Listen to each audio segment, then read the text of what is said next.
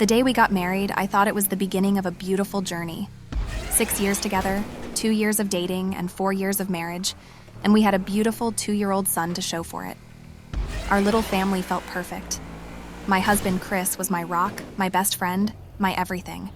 His best friend, Mason, a charming, funny, openly gay man, was a constant presence in our lives. I loved Mason like family, and our son adored him, often preferring his company over anyone else's. Mason was always welcome in our home. Sometimes he even stayed over when things got too late, and it never bothered me. I trusted him completely. After all, he was gay. What was there to worry about? But over time, things started to shift in ways I couldn't quite put my finger on. It was subtle at first, like the faintest hint of a storm on the horizon.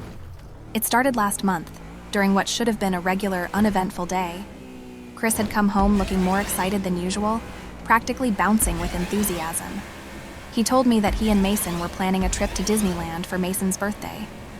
The moment he said it, I felt a pang of jealousy. Jealousy I hadn't expected, that I didn't even recognize at first. I had always wanted to go to Disneyland. Every year on my birthday and our son's birthday, I would drop hints, hoping Chris would take the cue. But it never happened. Now here he was, planning to go with Mason instead of me, instead of our son. Why can't we all go together? I asked, trying to keep the hurt out of my voice. I've been asking to go to Disneyland forever. It would be so much fun with the 3 of us. Chris didn't even hesitate before shutting me down. It's just something special for Mason, he said, his tone final. I want to spend this time with him. We'll go some other time, I promise. The sting of rejection was instant, like a slap across the face. I tried to argue, tried to make him see how much this meant to me, but he wasn't listening. He was resolute, almost defensive, and it hurt more than I wanted to admit.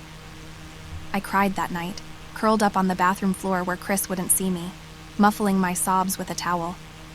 How could he be so dismissive? The days leading up to the trip were tense. Chris became more distant, more irritable. It was as if the more I tried to get close, the more he pushed me away. Then, 4 days before they were supposed to leave, Mason came over to our house. We exchanged pleasantries, but there was an undercurrent of awkwardness that hadn't been there before. I found myself blurting out, "I wish I could go with you guys. I've always wanted to see Disneyland." Mason looked at me, genuinely surprised. "You can come with us if you want," he said with a smile. And for a brief moment, I felt a spark of hope. But that hope was quickly extinguished when I saw Chris's face. He was furious, barely able to conceal his anger.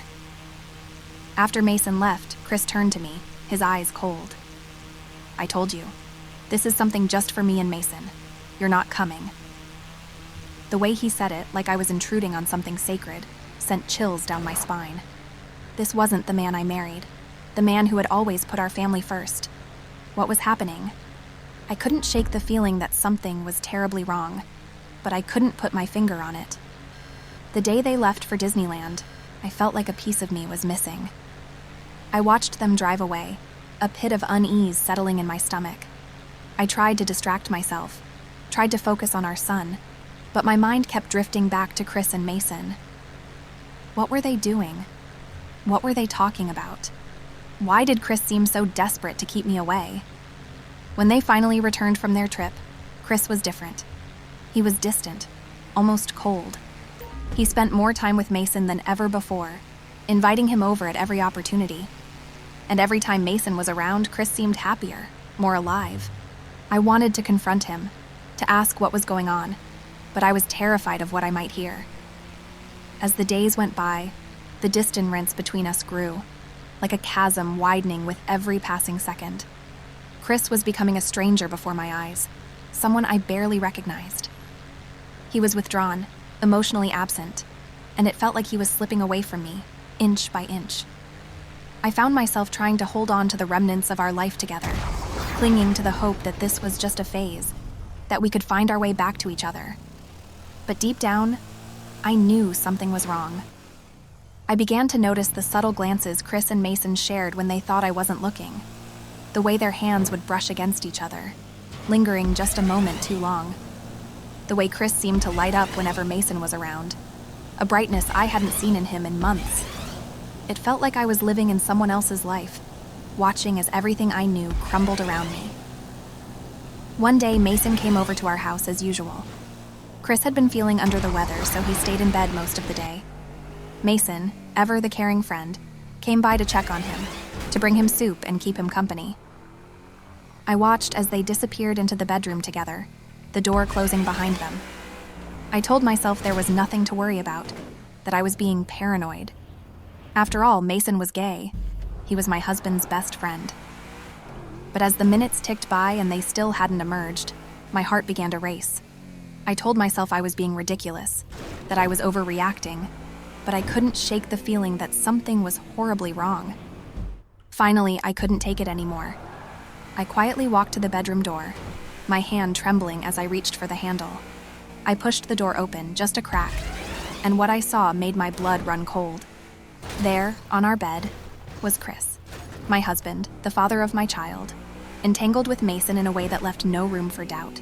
They were lost in each other, oblivious to the world around them, oblivious to the fact that I was standing right there, watching as my entire life came crashing down. I felt like the air had been sucked out of the room, like I was drowning in a sea of betrayal and disbelief. I didn't make a sound. I couldn't.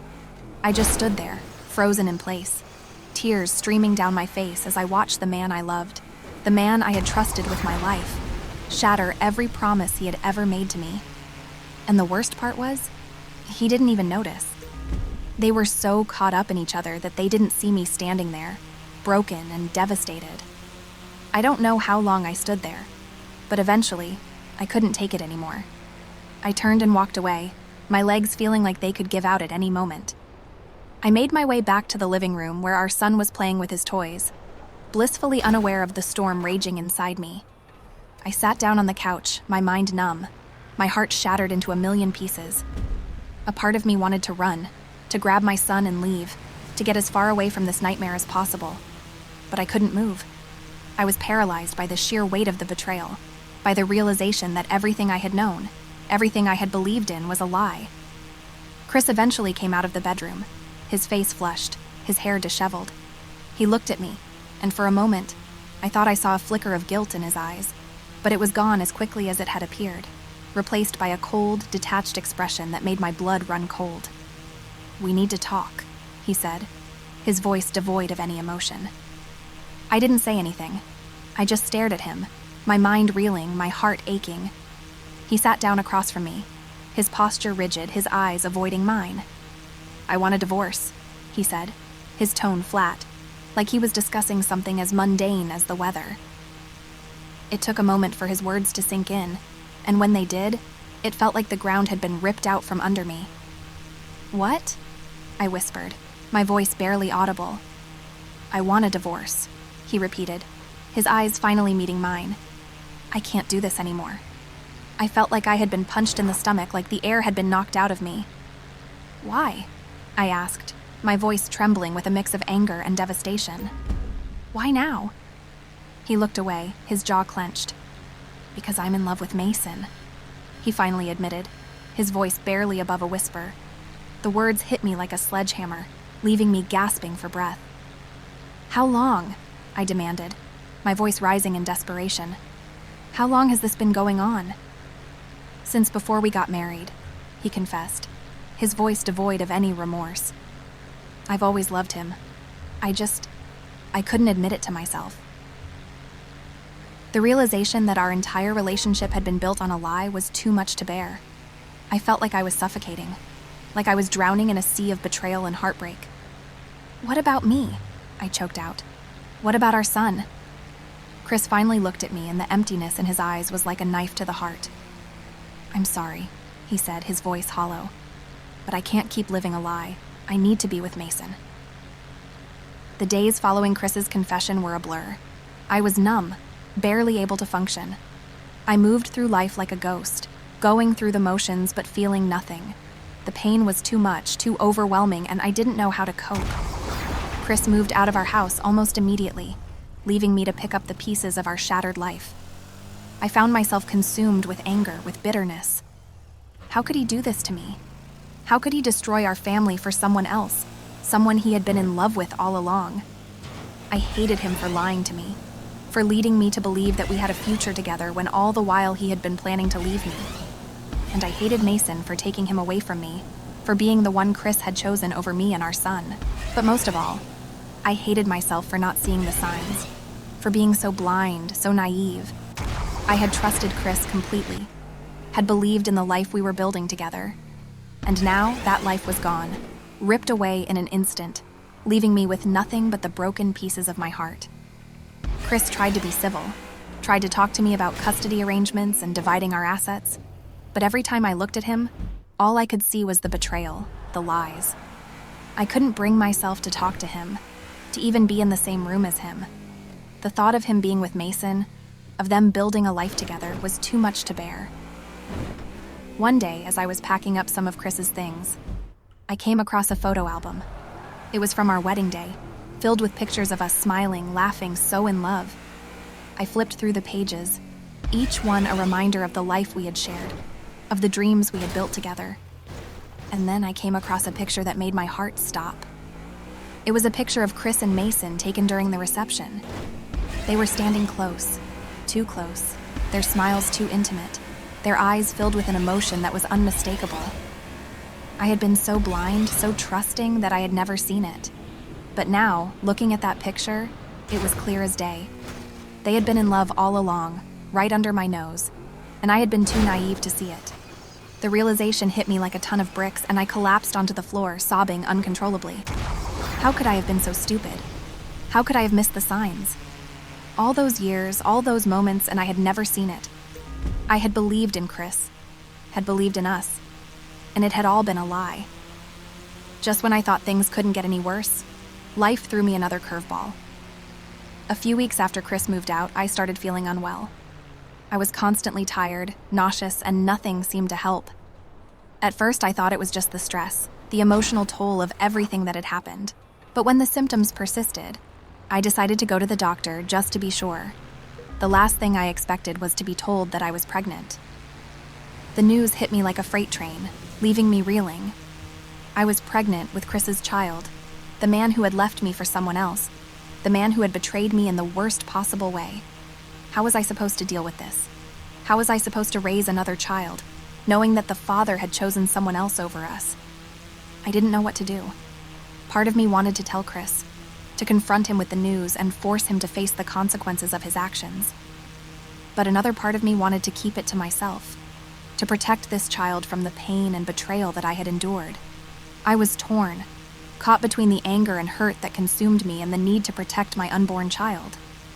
In the end, I decided to tell him. He had a right to know, and our child had a right to have a father, even if that father had betrayed us. I called him, my heart pounding as I waited for him to answer. When he did, his voice was cold, distant, like he was talking to a stranger. "I'm pregnant," I blurted out, unable to keep the news to myself any longer. There was a long pause on the other end of the line, and when Chris finally spoke, his voice was laced with shock. "What? You heard me," I said, my voice trembling with emotion. "I'm pregnant, Chris. You're going to be a father again." The silence that followed was deafening, and for a moment I thought he had hung up. But then he spoke, his voice barely above a whisper. "I didn't plan for this. I didn't want this." His words cut through me like a knife, and I felt a fresh wave of tears welling up in my eyes. "I didn't plan for it either, Chris. But it's happening. What are we going to do?" "I don't know," he admitted, his voice filled with uncertainty. "I don't know what to do." The conversation ended on that note, with neither of us knowing what the future held. I was left alone, once again, to navigate this new reality, to figure out how to move forward. The weeks that followed were some of the hardest of my life. I was dealing with the emotional fallout of Chris's betrayal, trying to take care of our son, and now I had to prepare for the arrival of a new baby. Chris and I barely spoke after that conversation. He came by to see our son, but it was clear that he was struggling with the news. Mason was still in the picture, and it was obvious that Chris was torn between his new life with Mason and his responsibilities to his children. As my pregnancy progressed, I realized that I couldn't keep living in the shadow of Chris's betrayal. I had to find a way to move on, for the sake of my children and for my own sanity.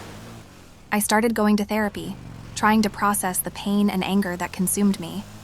It wasn't easy, but slowly, I began to heal. One day, as I was sitting in my therapist's office, she asked me a question that stopped me in my tracks. What do you want for your future? What do you want for your children? I had been so focused on the pain, on the betrayal, that I hadn't stopped to think about what I wanted for myself, for my children.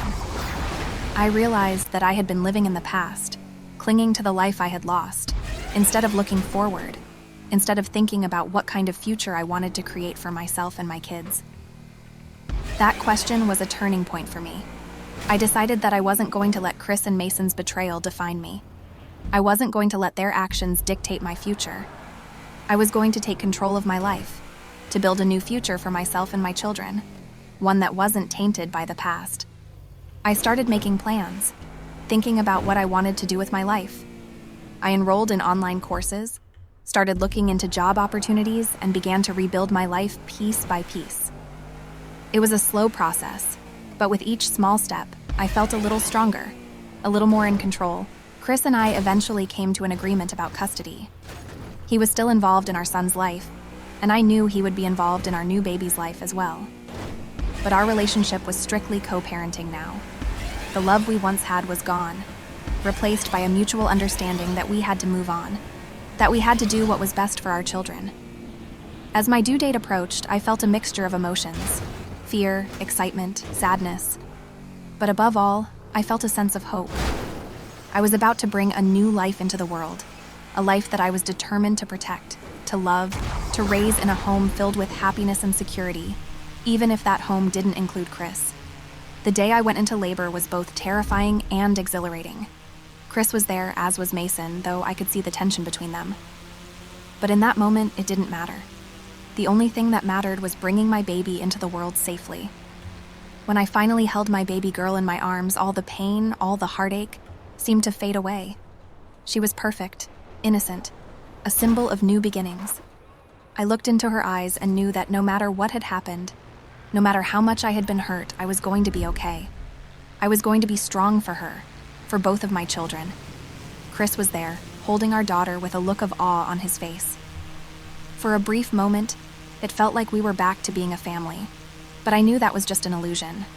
The past was behind us, and now we had to focus on the future, on raising our children with love and stability. After the birth, Chris and I had a long talk. It wasn't easy, but it was necessary. We talked about our children, about how we would co-parent, about how we would move forward. It was a difficult conversation, filled with raw emotions, but by the end of it, we had reached an understanding. We both wanted what was best for our kids, and we were willing to put aside our differences to make that happen. As time went on, I found myself growing stronger, more confident in my ability to build a new life. I focused on my children, on my studies, on creating a future that wasn't defined by the past. And slowly, but surely, I began to heal. Chris and Mason continued their relationship, and while it still hurt to think about what had happened, I found that I could let go of the anger, the bitterness. I knew that holding on to those emotions would only hold me back, would only keep me tied to a past that I was ready to move on from. And so I let go. I let go of the pain, the betrayal, and the anger. I focused on the love I had for my children, on the future I was building for us. It wasn't easy, and there were days when the hurt would come rushing back, but I reminded myself that I was stronger than the pain, that I was capable of creating a new, happier life for myself and my kids. In the end, I learned that life doesn't always go the way we plan. Sometimes the people we love the most betray us in ways we never imagined. But it's in those moments, in the aftermath of that betrayal, that we discover our true strength, our true resilience. I discovered that I was stronger than I ever knew, that I was capable of surviving the worst heartbreak and coming out the other side, not just intact, but thriving. And as I looked at my children, I knew that I had done it for them, that I had built a new life, a new future filled with love, hope, and the promise of brighter days ahead. And that was enough. What do you think of this situation? Tell us in the comments. Subscribe to support us.